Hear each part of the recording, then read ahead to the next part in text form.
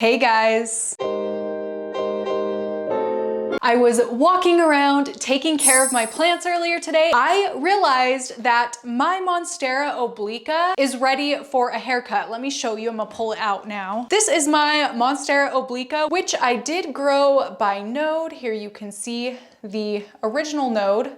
And it has, you know, taken off, done the thing, and it is now sending out this long runner. So I thought we could do something kind of fun. Well, hopefully it'll be fun. I propagate the plant and try to turn this one single node grown plant into as many as I can. But I hope it will be like fun. I hope it'll be cool. And I hope we can get like 10 plants out of this one node grown plant that I've done. I'm really proud of it because it's really quite big. We are gonna go ahead and start by taking cuts. I pre-sanitized these scissors. I wiped them down with rubbing alcohol just so I don't transfer anything to this plant. I don't think there's anything on these scissors. I haven't really cut anything with them, but just to be safe. So I'm gonna go ahead and cut the plant node by node. Huge thank you to Mudwater for partnering with me and making this video possible. Something I was noticing with coffee is it was leaving me kind of jittery and anxious. Once I made the switch to Mudwater, I genuinely have felt such a huge difference. How I drink my Mudwater is I just add a tablespoon to a hot cup of water, and then I like to add a little bit of honey. It leaves me feeling really great. So basically, Mudwater is a coffee alternative with 4 adaptogenic mushrooms and Ayurvedic herbs. The ingredients they use in Mudwater are 100% USDA certified organic, non-GMO, gluten-free, and vegan, as well as being kosher and Whole30. A few of the ingredients that they use, just an example, are cacao, lion's mane, chai. The starter kit comes with like a little pamphlet that tells you all of the ingredients and kind of some of their benefits. Some of the benefits that stand out to me are increased focus, which is the #1 thing I have noticed as a result of drinking Mudwater first thing in the mornings. Not only that, but their tins are recyclable. If you'd like to give it a go, you can get 15% off their starter kit by using my link down in the description box and using my code HarleyG3 for 15% off their starter kit. So it really is worth a shot, you guys. I highly recommend it. So first one I'm gonna do right there. It's happening, there's no going back now. I'm actually going to put the mother plant, this baby, back into the terrarium. You know what, actually, we're just gonna go for it and we're gonna cut all of these nodes as well. Why not? We're here, right? So we're gonna cut there. I almost just dropped it. Those 2 as well.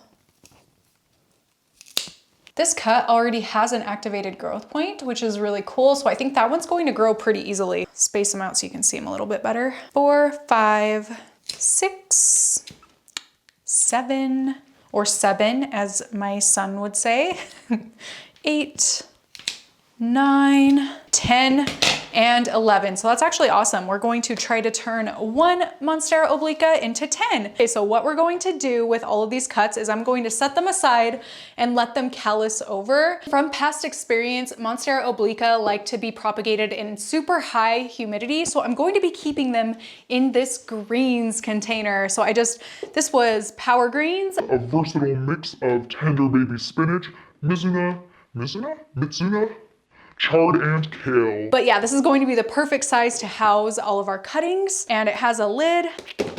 Perfect, no holes at the bottom, so moisture will stay in really well. I'm gonna add a little bit of water in there. Put in some sphagnum moss. I will not be propagating these in individual cups. We will get into that a little bit later as to why. This much sphagnum moss at the bottom. Oh, it really pains me to do this, honestly, but I'm going to pull off all of the leaves from the plant. These like sheath things. So some of the cuttings have leaves, obviously, clearly.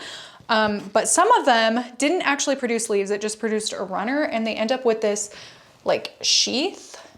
I'm gonna go ahead and pull those off so that it'll be easier for the growth point to pop out. This isn't totally necessary, but I do find that it helps produce like quicker growth, and then also helps me keep track of if anything is going on with the cuts. So yeah, I'm gonna go ahead and remove those from all of the cuttings. I don't know, not everybody likes to do this. Some people have some very strong opinions about doing this actually, but I personally like to do it because then there's less plant matter where I will be keeping it in such a humid environment.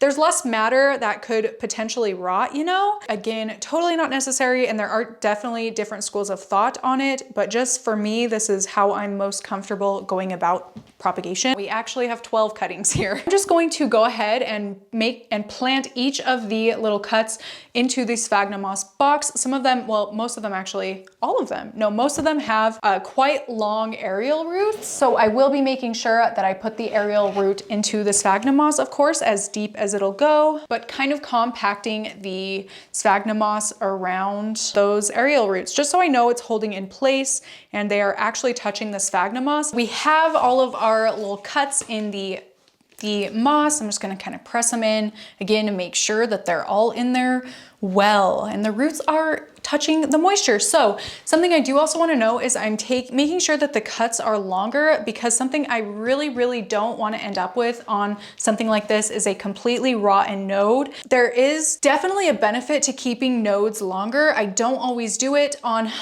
more common, like less expensive plant varieties where these are all I have. Keeping the nodes longer does give me a lot more wiggle room if the ends start to rot and I have to like chop it back a little bit to try and stop the spread of the rot, if that makes sense. Okay, I'm just gonna go ahead, put the lid back on here, stick it in my grow tent about a foot, well, about 8 inches under a grow light. I will keep you posted on how these babies do. I'm so excited. I hope they turn out.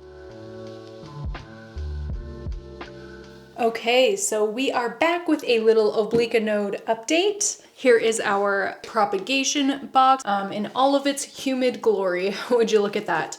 Okay, so I haven't added water to this at all in these 3 weeks. I do think I had it a little bit more wet than I normally like to keep my propagation boxes. And it actually is quite nice that I don't have to really worry about adding moisture to it. Right away, you can see that there is actually quite a bit happening. Well, hopefully you can see. We do have some rooting happening. We have axillary buds, axillary, whatever they're called, pushing out new growth points. Some are much bigger than others. We don't have any rot happening, it doesn't look like, and I'm going to give each of the nodes a tug to see what we have happening root-wise. So I'm gonna go ahead and give each of these a little tug.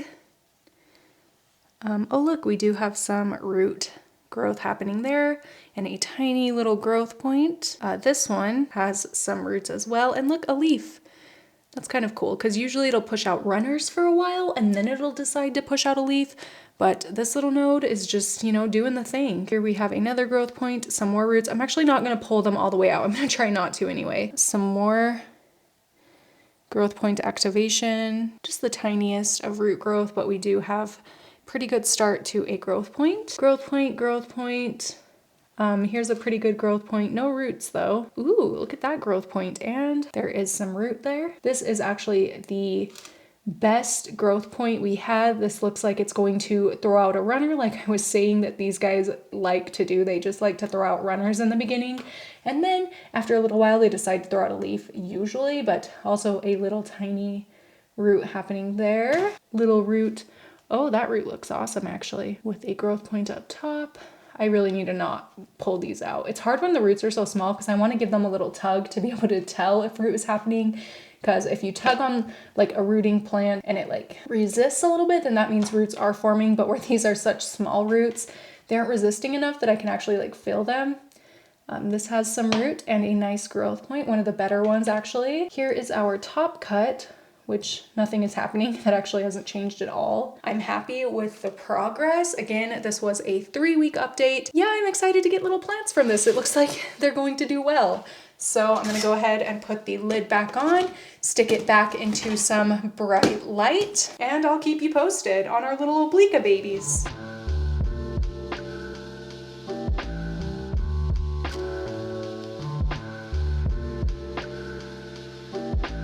These are growing so much better than I thought.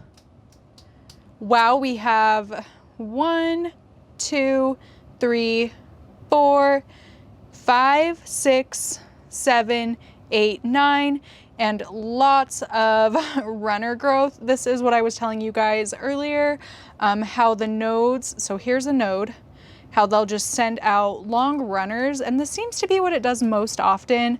At some point, they will throw out a leaf or two or whatever, but this is a pretty common occurrence in obliquas, and I am honestly very impressed with how many actual leaf foliage growths we've gotten.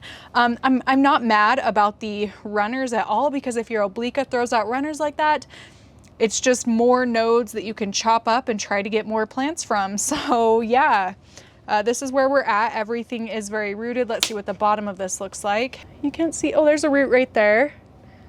Can barely see it. I'm sorry, I'm doing this one-handed. This was bad. Oh, there's some roots there.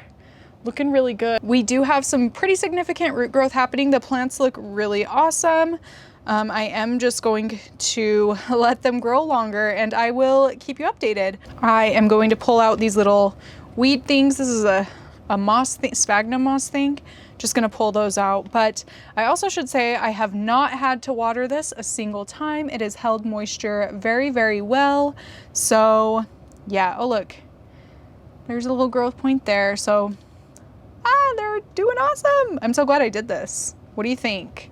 You know what? I should also show you the mother plant that we chopped from. Oh my gosh, I'm so glad I'm doing this, because the new leaf is stuck through a loop, and had it opened up through that loop, it would have ripped it up and I don't know, whatever, but we are gonna release that. So this is the new growth point. Let me show you a little closer. Okay, so here is where we cut. You can see it threw out a new growth point with an aerial root, and it put out this leaf and this one, which will be unfurling. So exciting, doing really well. And if you cut from a mother plant of an obliqua, stuff like this does happen. They do tend to yellow after being cut, at least in my experience, my very limited experience with this plant. Yeah, I mean, that is pretty normal for most plants if you cut a whole bunch off of it. I'm back for our final obliqua update. It is July 2nd.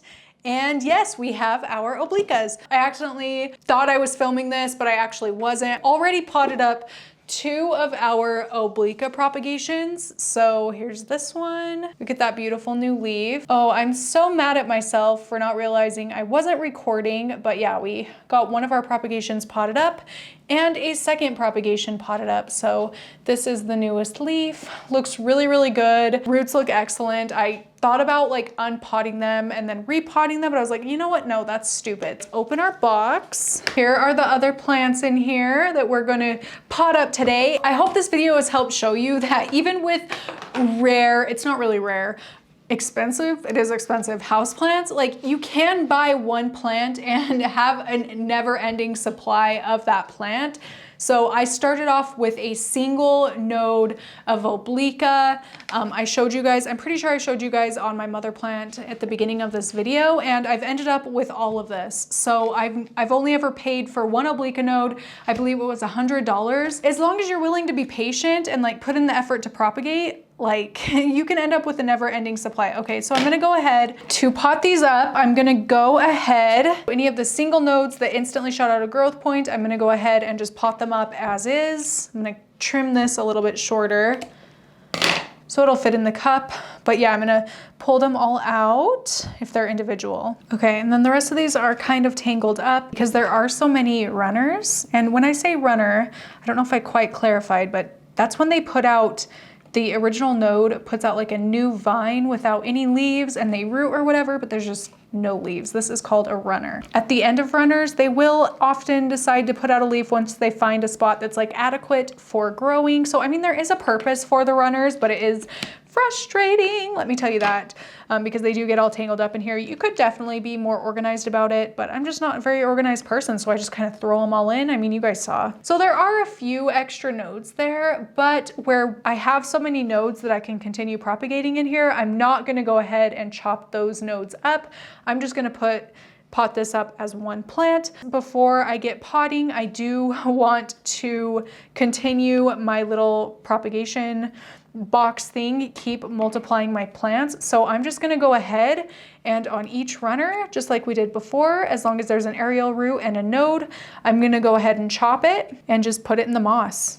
and hope that it will put out a leaf. If you buy your one obliqua node or your one obliqua plant and you chop it up and for some reason your plant decides not to put out any leaves, I know it can be super frustrating, especially after waiting that long for them to grow. Just go ahead and chop up the runner and like start fresh. I know, again, like I said, it really sucks to have to wait. And I'm just making sure that on each of the original cuts I put in here, I'm leaving one extra node so that it can continue to grow as well. Man, I love propagation. Like, how cool is this? Right? This runner is so long. Wow, they really put in some work. It's crazy because it doesn't seem like they did that much in this time because we only ended up with this many plants out of however many nodes we put in here. But like, they clearly put in some work because these runners are so long and wild. And even if we end up with just a couple more plants out of this, like, that's great, and I'm happy to continue propagating. I have them all cut up again, just kind of thrown in there, and I'm gonna go ahead and continue this process like again and again until I have no more bare nodes left. It's gonna go back to where it's been living, and I'm gonna keep caring for it the same way and continuing this process. And surprise, surprise, I am going to be potting them up in moss. Are we surprised? No, and it's actually long fiber sphagnum mixed with, there's some root in there, mixed with some perlite. 1, 2, 3, 4, 5, 6, 7, 8. Wait a sec. Did I count wrong? 7, 8, 9, 10, 11. There's actually 11. There's 11. I don't know how I only just counted 8. Where is my mind? Okay, so like I said, I already potted up 2 plants. I'm going to be doing the other 9. We do have 11. Even though I can only count to 8, I guess. I'm just putting a little bit of sphagnum moss at the bottom of these cups, taking my cutting. I mean, I'm just potting these up like I would any other propagation I've done. And I will say for obliquas, I do like to leave the node completely above the moss. For some of my plants, I don't really worry too much about that, but I don't know why. For obliqua, I don't know, I just really prefer to leave it above like that. So I make sure I'm only wrapping the actual root system in the moss. So a little moss at the bottom. We'll do this little guy so you can see it a little bit better. And I'm actually gonna put a little more moss at the bottom. Like that. Again, make sure to not overly compact the moss. See? And I'm just gonna repeat this. I also just wanna mention that whenever I do a propagation video like this, people are like, oh, well, how do you separate the roots, or how do you pot the plant up into soil if I decide I wanna put it into soil? And I actually will keep the entire sphagnum moss clump. Like, I'll just take it out of here whole, and maybe I'll try to remove like the very loose sphagnum moss, but I definitely don't tug on it too much.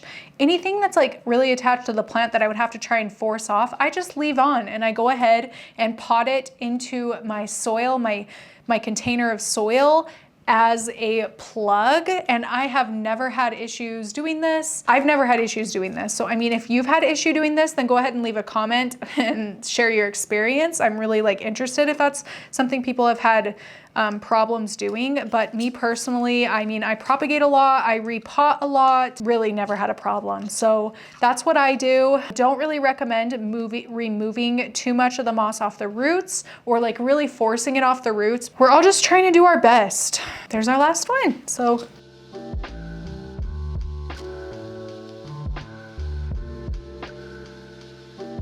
that's really how you can go from one single node to, I mean, now here I have 11, well, I have 12, including the mother plant obliqua plants, as well as a whole bunch. I didn't even bother counting them because there's just a ton in there of obliqua nodes, which can potentially produce more plant. I hope that that's helpful, showing you this. I mean, clearly in the beginning, I didn't know that I was going to do like one node, turn one node into this many plants kind of a thing. But like I said, I did start this out with one single obliqua node.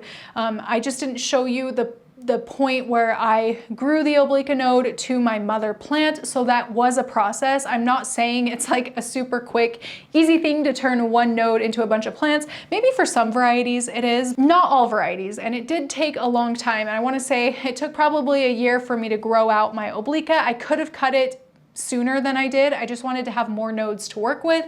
So it is completely up to you. Each time it puts out some new growth, you can go ahead and cut that growth if you want to, or you can let it grow so you have a few different nodes. I do definitely think it's worth being patient and waiting for a few nodes to work with, just in case something rots, or I don't know, it just gives you a little bit more wiggle room. But that's just my opinion. That's how I prefer to do it. Of course, we all have our ways, right? We all have our ways. This is just what works for me, and I hope it was helpful for you to see like an entire process. So all in all, yes, it did take me about 1.5 years to go from that one node to now 12 obliqua plants. I hope that this was helpful. If you have any questions or further insight advice, please go ahead and leave a comment. It's very, very helpful. But yeah, that is it for this video. Thank you so much for watching, and I will see you in my next one.